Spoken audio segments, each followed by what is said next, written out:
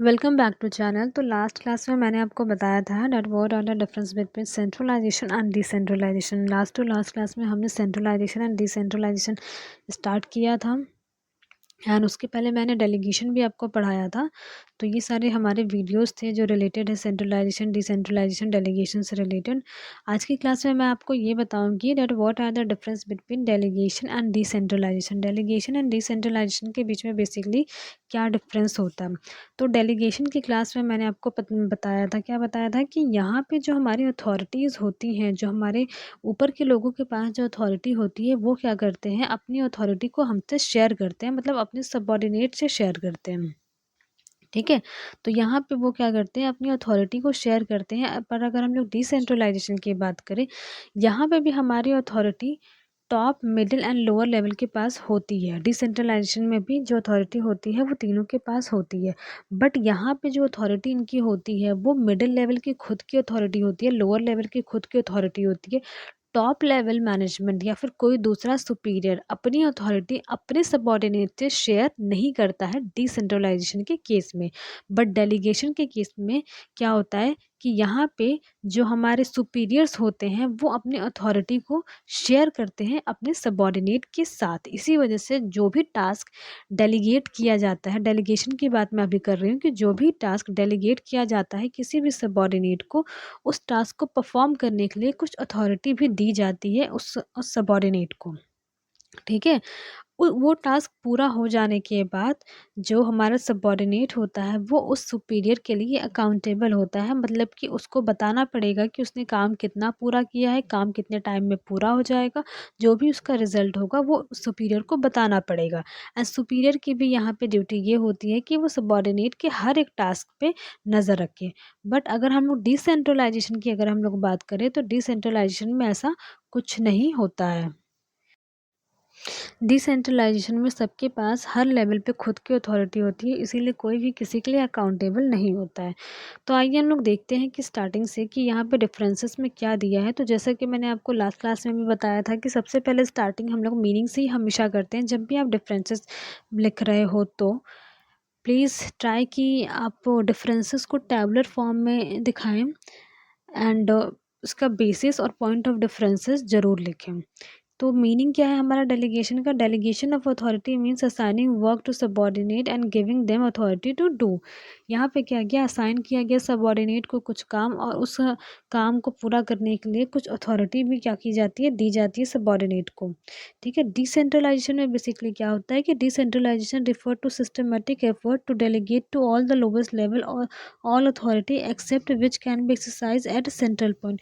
Decentralisation में basically क्या होता है कि यहाँ पे जो अथॉरिटीज़ होती हैं वो लोअर एज वेल से मिडिल लेवल पे दे दी जाती है।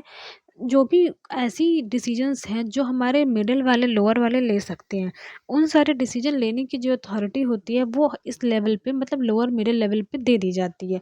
बट कुछ ऐसे डिसीजन होते हैं जो कि सिर्फ सेंट्रल पॉइंट पे ही लिया जा सकता है, टॉप वाले ही ले सकते हैं, तो इस चीज़ की अथॉरिटी सिर्फ टॉप लेवल के पास ही होती है। तो यहाँ पे क्या होता है कि डेलीगेशन में जो अथॉरिटी होता है, अथॉरिटी की शेयरिंग होती है, बट डिसेंट्रलाइजेशन में शेयरिंग ऑफ अथॉरिटी नहीं होती है। यहाँ पे जो भी अथॉरिटी रहता है वो खुद का, middle as well as lower level का, उनके लेवल पे उनको अथॉरिटी दी जाती है। सेकंड पॉइंट अगर आप देखिए तो सेकंड पॉइंट क्या है, फ्रीडम ऑफ एक्शन। तो डेलीगेशन में अगर हम लोग बात करें तो डेलीगेशन में क्या लिखा है, as control is in hand of a superior less freedom is given to subordinate. जैसा कि मैंने आपको बताया था कि डेलीगेशन में जो जो भी काम असाइन किया जाता है सबऑर्डिनेट को, और जो भी अथॉरिटी हमारा जो होता है सुपीरियर वो असाइन करता है, हर हर सबऑर्डिनेट अपने सुपीरियर के लिए क्या होता है, अकाउंटेबल होता है।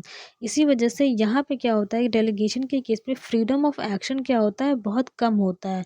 क्यों? क्योंकि जो सबऑर्डिनेट होते हैं वो अपने सुपीरियर के लिए अकाउंटेबल होते हैं। यहाँ पे सुपीरियर नज़र भी रखेगा कि हाँ, मेरे सबऑर्डिनेट ने कितना काम किया, और सबऑर्डिनेट की भी ये जिम्मेदारी होती है कि हर एक एक स्टेप की खबर, हर एक रिजल्ट अपने सुपीरियर को दें। डिसेंट्रलाइजेशन में क्या होता है कि much more freedom is given to subordinate to take decision. यहाँ पे क्या होता है, सबॉर्डिनेट के पास बहुत ज़्यादा फ्रीडम होती है डिसीजन लेने के लिए। क्यों? क्योंकि जैसा कि मैंने आपको बताया कि सेंट्रलाइजेशन एंड डिसेंट्रलाइजेशन एक पॉलिसी होती है। ये कंपनी में पहले से ही डिसाइडेड होता है कि हमारी कंपनी सेंट्रलाइज्ड है या फिर डिसेंट्रलाइज्ड है। तो यहाँ पे जो वर्कर्स को या फिर एम्प्लॉयज़ को जो फ्रीडम मिलती है वो ज़्यादा फ्रीडम मिल जाती है हमारे सबॉर्डिनेट को। ठीक है, ज़्यादा फ्रीडम मिल जाती है। थर्ड पॉइंट अगर आप देखिए तो थर्ड पॉइंट आपका है स्टेटस। तो डेलीगेशन के केस में देखिए, this process is done as a result of a division of work. तो स्टेटस की अगर हम लोग बात करें तो स्टेटस में मैंने क्या बताया कि डेलीगेशन में क्या होता है कि this process is done as a result of a division of a work. काम को डेलीगेट इस वजह से किया जाता है क्योंकि यहाँ पे काम को क्या होता है कि डिवाइड करना होता है, डिवीजन ऑफ अ वर्क करना होता है। इसी वजह से काम को क्या किया जाता है, डेलीगेट किया जाता है डेलीगेशन में। बट डिसेंट्रलाइजेशन की बात करें तो this is a result of a policy decision of a top level. ये टॉप लेवल की डिसीजन होती है कि उनको अपने ऑर्गेनाइजेशन को सेंट्रलाइज करके चलाना है या फिर डिसेंट्रलाइज करके चलाना है। तो ये क्या होता है कि this is a result of policy. ये एक पॉलिसी होती है। ठीक है, ये क्या होती है, सेंट्रलाइजेशन डिसेंट्रलाइजेशन ये पॉलिसी होती है। और डेलीगेशन कब यूज़ किया जाता है, डेलीगेशन तब किया जाता है जब हमारे सुपीरियर के पास काम बहुत हो और वो काम अपना किसी के साथ शेयर करना चाहता है, किसी के साथ बांटना चाहते हैं, तो वहाँ पे क्या होता है, वो एक्टिविटी वो टास्क उनको असाइन की जाती है और उसके साथ कुछ अथॉरिटी डेलीगेट की जाती है। नेक्स्ट पॉइंट आपका क्या है, नेक्स्ट पॉइंट आपका है स्कोप। जो स्कोप में आपका लिखा है डेलीगेशन में, it is a narrow scope, it has narrow scope as it is limited to the superior and subordinate. तो यहाँ पर डेलीगेशन क्या होता है कि हमारा सबॉर्डिनेट एंड सुपीरियर के बीच तक ही क्या होता है, स्थिर रहता है। ठीक है, बट अगर डिसेंट्रलाइजेशन में देखिए तो it has a wide scope as it is extended to lowest level of a management. ये क्या होता है, मैनेजमेंट के लोएस्ट लेवल तक जाता है। डिसेंट्रलाइजेशन में क्या होता है कि जो भी अथॉरिटी होती है वो बहुत नीचे के लेवल तक जाती है।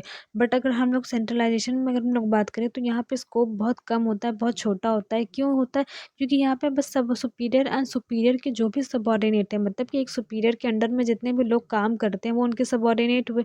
बस ये रिश्ता बस यहीं तक बंध के रह जाता है। नेक्स्ट पॉइंट अगर आप देखिए तो यहाँ पे है क्या है, एम।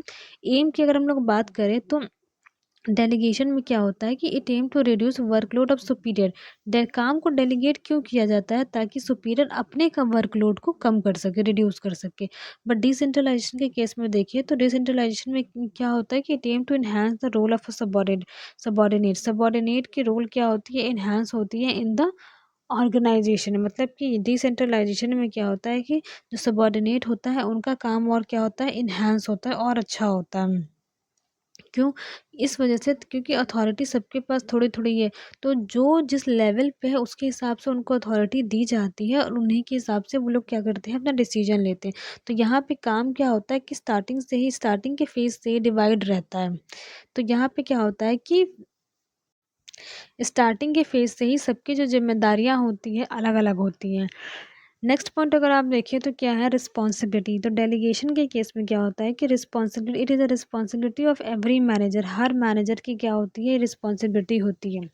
ठीक है, जिसको भी काम असाइन वो कर रहे हैं, जिस पे सबॉर्डिनेट को, उनके जो भी मैनेजर होंगे या फिर जो भी सुपीरियर होंगे वो उस चीज़ के लिए रिस्पॉन्सिबल होंगे। अगर वो कुछ गड़बड़ करता है या फिर कुछ गलत करता है तो कौन उसके लिए रिस्पॉन्सिबल होगा, जो उस सबॉर्डिनेट के सुपीरियर होंगे।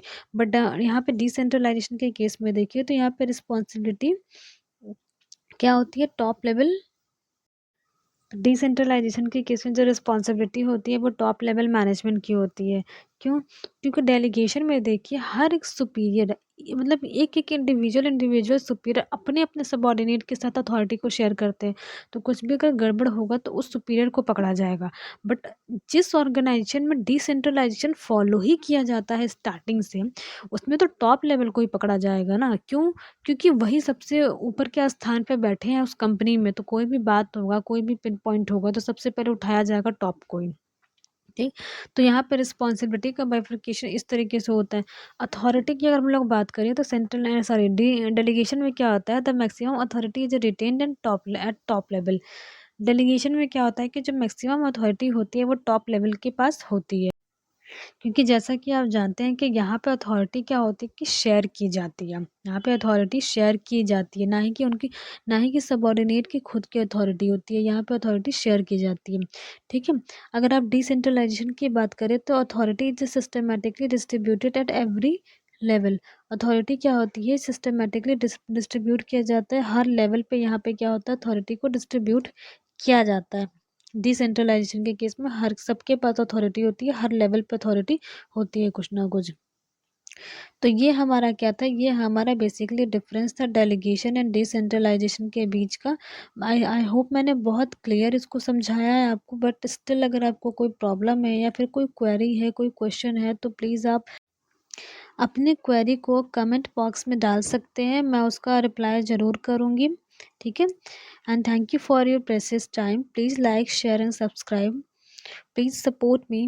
Thank you.